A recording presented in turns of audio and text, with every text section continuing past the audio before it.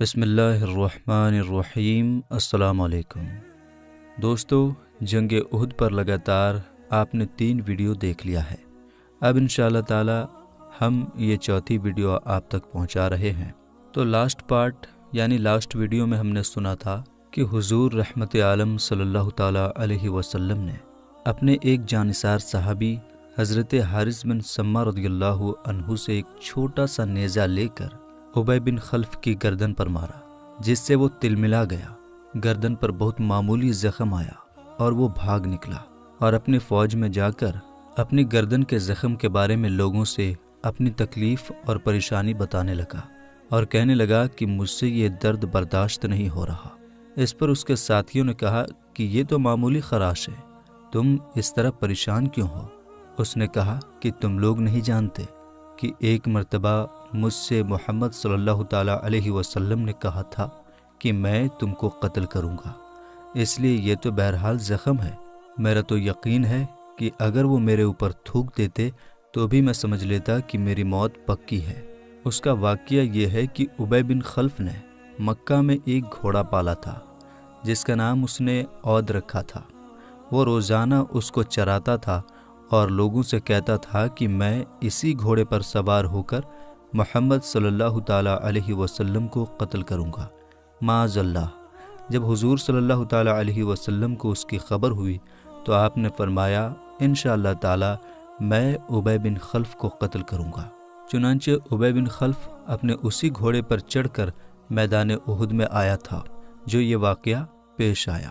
ابی بن خلف نیزے کے زخم سے بے قرار ہو کر راستہ بھر تڑپتا اور بلبلاتا رہا، یہاں تک کہ جنگ احد سے واپس ہوتے ہوئے مقام صرف میں مر گیا۔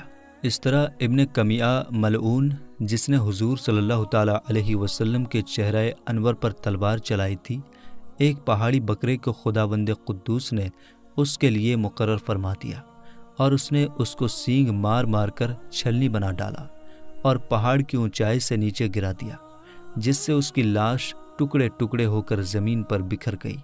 جب حضور صلی اللہ تعالی علیہ وسلم زخمی ہو گئے تو چاروں طرف سے کافروں نے آپ پر تیر اور تلوار کا وار شروع کر دیا اور کفار کی بے پناہ بھیڑ آپ پر چاروں طرف سے حملہ کرنے لگی، جس سے آپ کافروں کے بیچ میں گھر گئے۔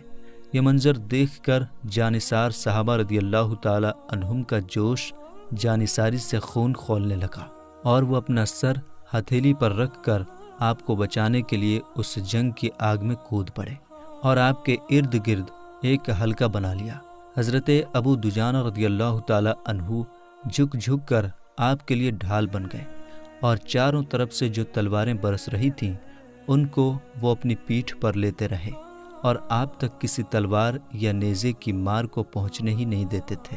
حضرت طلحہ رضی اللہ تعالی عنہ کی جانثاری کا یہ عالم تھا کہ وہ کفار کی تلواروں کے وار کو اپنے ہاتھ پر روکتے تھے، یہاں تک کہ ان کا ہاتھ کٹ کر شل ہو گیا اور ان کے بدن پر 35 یا 39 زخم لگے۔ جانثار صحابہ اکرام رضی اللہ عنہم اجمعین نے حضور صلی اللہ تعالی علیہ وسلم کی حفاظت میں اپنی جانوں کی پرواہ نہیں کی اور ایسی بہادری سے جنگ کرتے رہے کہ دنیا کی تاریخ میں اس کی مثال نہیں مل سکتی۔ حضرت ابو طلحہ رضی اللہ تعالی عنہ نشانہ بازی میں مشہور تھے۔ انہوں نے اس موقع پر اس قدر تیر برسائے کہ کئی کمانیں ٹوٹ گئی۔ انہوں نے حضور صلی اللہ تعالی علیہ وسلم کو اپنی پیٹھ کے پیچھے بیٹھا لیا تھا تاکہ دشمنوں کے تیر یا تلوار کا کوئی وار آپ پر نہ آ سکے۔ کبھی کبھی آپ دشمنوں کی فوج کو دیکھنے کے لیے گردن اٹھاتے تو حضرت طلحہ رضی اللہ تعالی عنہ عرض کرتے، یا رسول اللہ صلی اللہ تعالی علیہ وسلم، میرے ماں باپ آپ پر قربان، آپ گردن نہ اٹھائیں، کہیں ایسا نہ ہو کہ دشمنوں کا کوئی تیر آپ کو لگ جائے۔ یا رسول اللہ صلی اللہ تعالی علیہ وسلم، آپ میری پیٹھ کے پیچھے ہی رہیں، میرا سینہ آپ کے لیے ڈھال بنا ہوا ہے۔ حضرت قتادہ بن نعمان انصاری رضی اللہ تعالی عنہ، جو حضور صلی اللہ تعالی علیہ وسلم کے چہرہ انور کو بچانے کے لیے اپنا چہرہ دشمنوں کے سامنے کیے ہوئے تھے، اچانک کافروں کا ایک تیر ان کی آنکھ میں لگا اور آنکھ بہہ کر ان کے گال پر آ گئی۔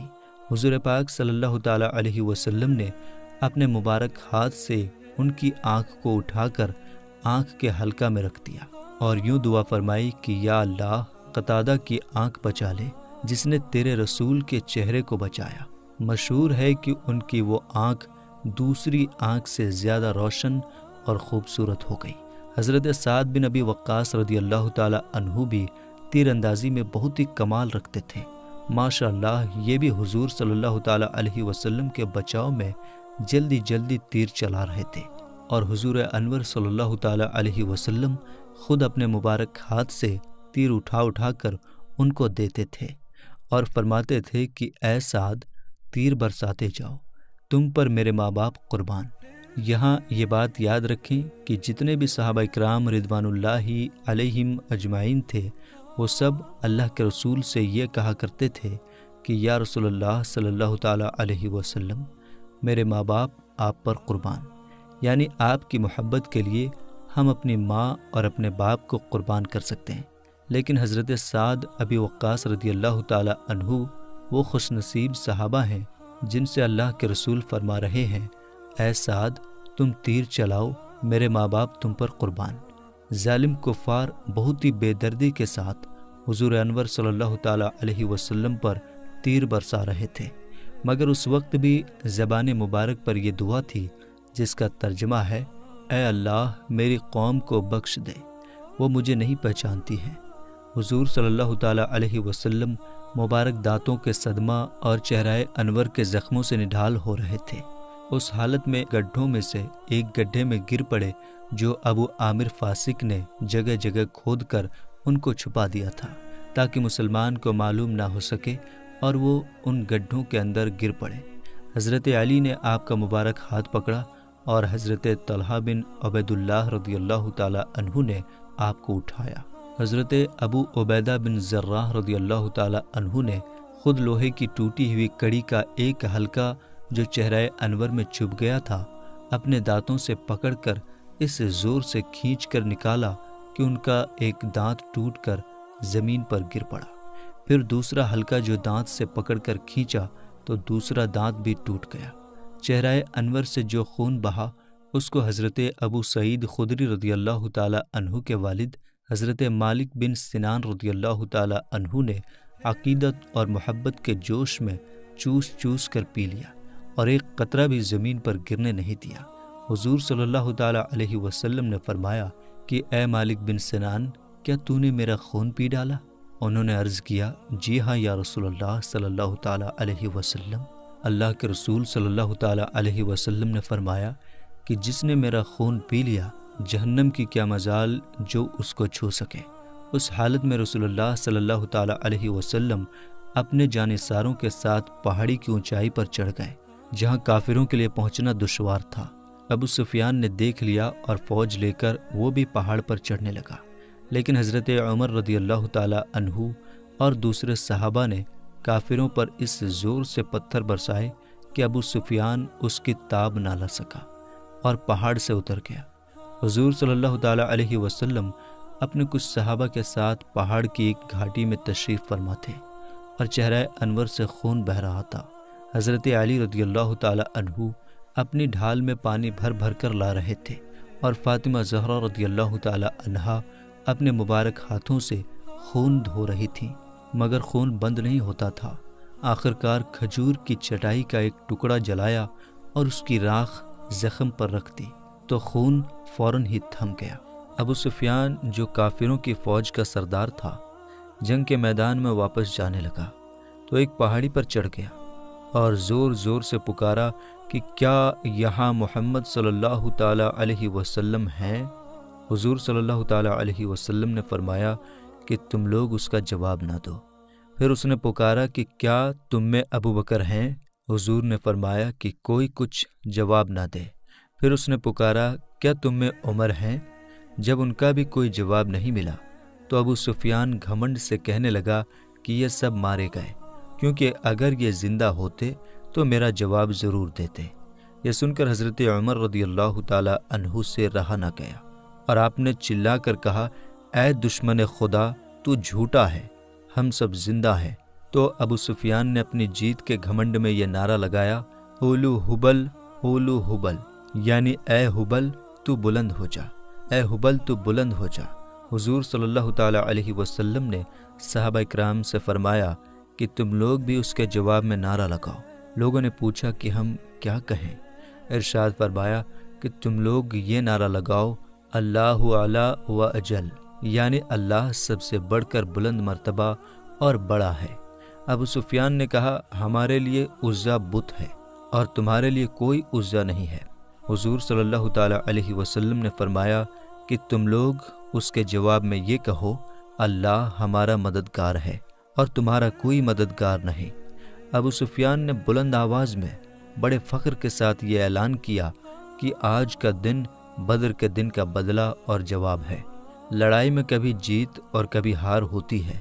اے مسلمانوں، ہماری فوج نے تمہارے قتل ہونے والے لوگوں کے کان ناک کاٹ کر ان کی صورتیں بگاڑ دی ہیں، مگر میں نے نہ تو اس کا حکم دیا تھا نہ مجھے اس پر کوئی تکلیف اور افسوس ہوا ہے۔ یہ کہہ کر ابو سفیان میدان سے ہٹ گیا اور چل دیا۔ کفار قریش کی عورتوں نے جنگ بدر کا بدلہ لینے کے لیے جوش میں شہید ہونے والے صحابہ اکرام رضی اللہ عنہم اجمعین کی لاشوں پر جا کر ان کے کان ناک وغیرہ کاٹ کر صورتیں بگاڑ دی، اور ابو سفیان کی بیوی ہند نے تو اتنی حد پار کر دی کہ ہاتھ کان کلیجی وغیرہ کاٹ کر ان کا ہار بنایا اور اپنے گلے میں ڈالا۔ ہند حضرت امیر حمزہ رضی اللہ عنہ کی مقدس لاش کو تلاش کرتی پھر رہی تھی، کیونکہ حضرت امیر حمزہ ہی نے جنگ بدر کے دن ہند کے باپ عتبہ کو قتل کیا تھا۔ جب اس بے درد عورت نے امیر حمزہ کی لاش کو پا لیا تو کھنجر سے ان کا پیٹ پھاڑ کر کلیجہ نکالا اور اس کو چبا گئی، لیکن حلق سے نہیں اتر سکا، اس لیے اگل دیا۔ اتہاس کی کتابوں میں ہند کا لقب جو جگر کھور ہے وہ اسی واقعے کی بنا پر ہے۔ ہند اور اس کے شوہر ابو سفیان نے رمضان 8 ہجری میں فتح مکہ کے دن اسلام قبول کیا۔ حضرت زید بن ثابت رضی اللہ عنہ کا بیان ہے کہ میں حضور صلی اللہ تعالیٰ علیہ وسلم کے حکم سے حضرت سعد بن ربیع رضی اللہ عنہ کی لاش کی تلاش میں نکلا تو میں نے ان کو آخری سانس لیتے ہوئے پایا۔ انہوں نے مجھ سے کہا کہ تم رسول خدا صلی اللہ تعالیٰ علیہ وسلم سے میرا سلام عرض کر دینا اور اپنی قوم کو سلام کے بعد میرا یہ پیغام سنا دینا کہ جب تک تم میں سے ایک آدمی بھی زندہ ہے، اگر رسول خدا صلی اللہ تعالیٰ علیہ وسلم تک کفار پہنچ گئے تو خدا کے دربار میں تمہارا کوئی بھی اجر قبول نہیں ہوگا۔ یہ کہا اور ان کی روح پرواز کر گئی۔ جنگ احد میں مردوں کی طرح عورتوں نے بھی بہت ہی بہادری اور جذبات کے ساتھ لڑائی میں حصہ لیا۔ حضرت بی بی عائشہ اور حضرت بی بی سلیم رضی اللہ عنہما کے بارے میں حضرت انس رضی اللہ تعالیٰ عنہ کا بیان ہے کہ یہ دونوں مشکیزہ میں پانی بھر بھر کر لاتی تھیں اور خاص کر ان صحابہ اکرام کو پانی پلاتی تھیں جو زخمی ہو گئے تھے۔ اسی طرح ابو سعید خدری رضی اللہ تعالیٰ عنہ کی والدہ حضرت بی بی ام سلیم رضی اللہ عنہا بھی برابر پانی مشکیزہ میں بھر کر لاتی تھیں اور مجاہدین صحابہ کو پانی پلاتی تھیں۔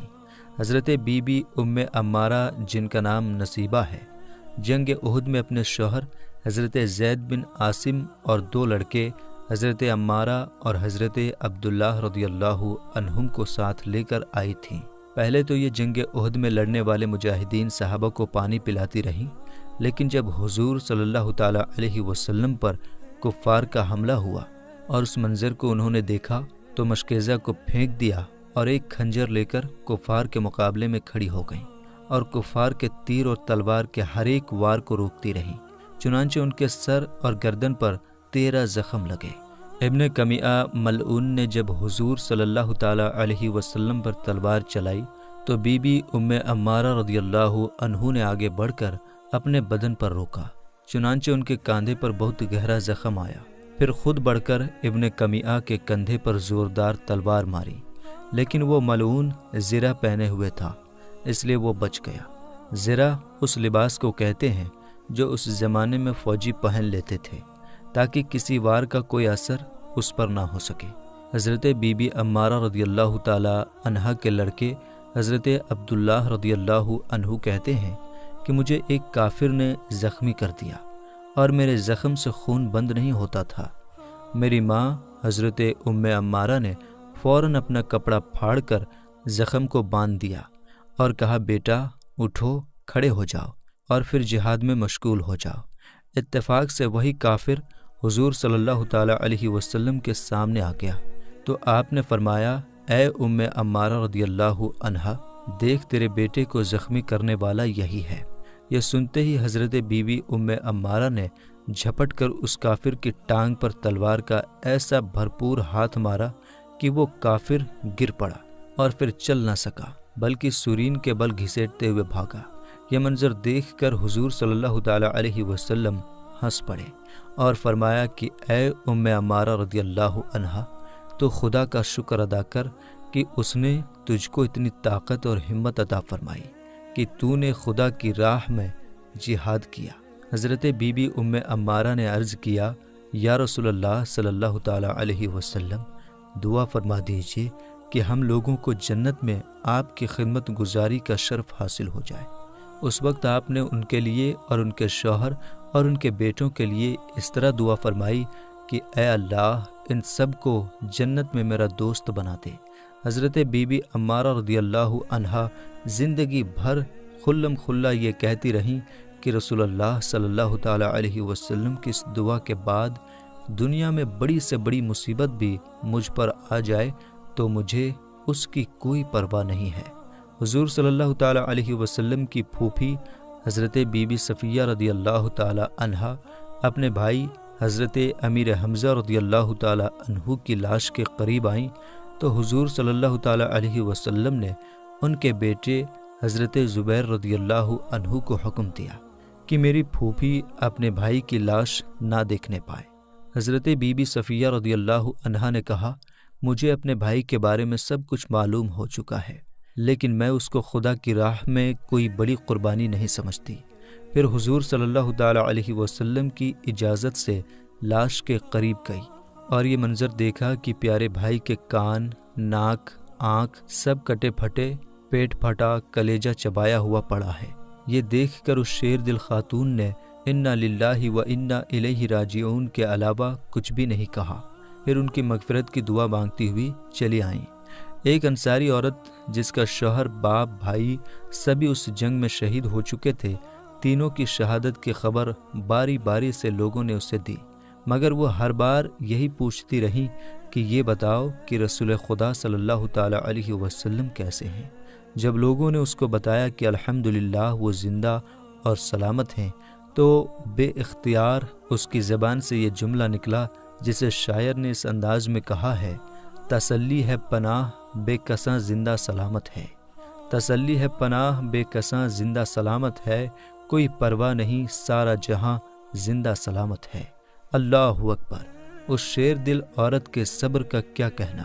شوہر، باپ، بھائی تینوں کے قتل سے دل پر 3 بڑے بڑے گہرے صدمے پڑے ہیں، مگر پھر بھی ان کی زبان میں یہی نعرہ ہے، میں بھی اور باپ بھی، شوہر بھی، بھائی بھی فدا اے شہیدیں، تیرے ہوتے ہوئے کیا چیز ہیں ہم۔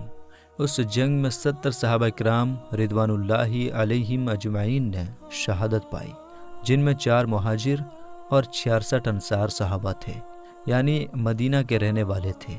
30 کی تعداد میں کفار بھی بہت ہی ذلت اور رسوائی کے ساتھ مارے گئے، مگر مسلمانوں کی غریبی کا یہ عالم تھا کہ ان شہید ہونے والے صحابہ کرام کے کفن کے لیے کپڑا بھی نہیں تھا۔ حضرت مصعب بن عمیر رضی اللہ عنہ کا یہ حال تھا کہ شہادت کے وقت ان کے بدن پر صرف اتنی بڑی چادر تھی کہ ان کی لاش کو قبر میں لٹانے کے بعد اگر ان کا سر ڈھانپا جاتا تو پاؤں کھل جاتے تھے، اور اگر پاؤں چھپایا جاتا تو سر کھل جاتا تھا۔ آخرکار سر چھپا دیا گیا اور پاؤں پر گھاس ڈال دی گئی۔ جنگ احد میں شہید ہونے والے صحابہ اکرام خون میں لت پت 2 شہید ایک قبر میں دفن کیے گئے۔ جن کو قرآن زیادہ یاد ہوتا اس کو آگے رکھتے۔ رسول خدا صلی اللہ تعالیٰ علیہ وسلم احد میں شہید ہونے والے صحابہ اکرام کی قبروں کی زیارت کے لیے تشریف لے جاتے تھے، اور آپ کے بعد حضرت ابوبکر صدیق اور حضرت عمر فاروق اعظم رضی اللہ تعالیٰ عنہما کا بھی یہی عمل رہا۔ ایک مرتبہ حضور صلی اللہ تعالیٰ علیہ وسلم شہدائے احد کی قبر پر تشریف لے گئے تو ارشاد فرمایا اے اللہ تیرا رسول گواہ ہے کہ اس جماعت نے تیری رضا اور خوشنودی کی طلب میں جان دی ہے۔ پھر یہ بھی ارشاد فرمایا کہ قیامت تک جو مسلمان بھی ان شہیدوں کی قبروں پر زیارت کے لیے آئے گا اور ان کو سلام کرے گا تو یہ شہداء رضوان اللہ علیہم اجمعین ان کے سلام کا جواب دیں گے۔ چنانچہ حضرت فاطمہ خزائیہ رضی اللہ عنہا کا بیان ہے کہ میں ایک دن احد کے میدان سے گزر رہی تھی۔ حضرت امیر حمزہ رضی اللہ عنہ کی قبر کے پاس پہنچ کر میں نے عرض کیا السلام علیکہ یا اما رسول اللہ، اے اللہ کے رسول صلی اللہ تعالیٰ علیہ وسلم کے چچا، آپ پر سلام ہو۔ تو میرے کان میں یہ آواز آئی وعلیک السلام وعلیک السلام ورحمۃ اللہ وبرکاتہ۔ 40 سال کے بعد شہدائے احد کی کچھ قبریں کھل گئیں تو ان کے کفن سلامت اور بدن تر و تازہ تھے، اور تمام مدینہ والے اور دوسرے لوگوں نے دیکھا کہ شہدائے کرام اپنے زخموں پر ہاتھ رکھے ہوئے ہیں، اور جب زخم سے ہاتھ اٹھایا تو تازہ خون نکل کر بہنے لگا۔ اس طرح سے جنگ احد کا واقعہ ختم ہو گیا۔ اب یہاں سے آپ جانیں گے کعب بن اشرف یہودی کا قتل کیسے ہوا۔ تو دوستو، یہودیوں میں کعب بن اشرف بہت ہی دولت مند آدمی تھا۔ یہودی علماء اور یہودیوں کے مذہبی پیشواؤں کو اپنے خزانے سے تنخواہ دیتا تھا۔ دولت کے ساتھ شاعری میں بھی بہت کمال رکھتا تھا، جس کی وجہ سے نہ صرف یہودیوں بلکہ پورے عرب پر اس کا چرچا تھا۔ اس کو حضور صلی اللہ تعالیٰ علیہ وسلم سے بہت زیادہ دشمنی تھی۔ جنگ بدر میں مسلمانوں کی جیت اور کفار مکہ کے سرداروں کے قتل ہو جانے سے اس کو بڑا رنج اور دکھ ہوا۔ چنانچہ یہ قریش کا دکھ بانٹنے کے لیے مکہ گیا اور کفار قریش کے جو لوگ جنگ بدر میں مارے گئے تھے ان پر درد بھرا مرثیہ لکھا، جس کو سن کر لوگوں کے مجمع میں ماتم چھا جاتا تھا۔ اس مرثیہ کو یہ شخص قریش کو سنا کر خود بھی روتا اور لوگوں کو بھی رلاتا تھا۔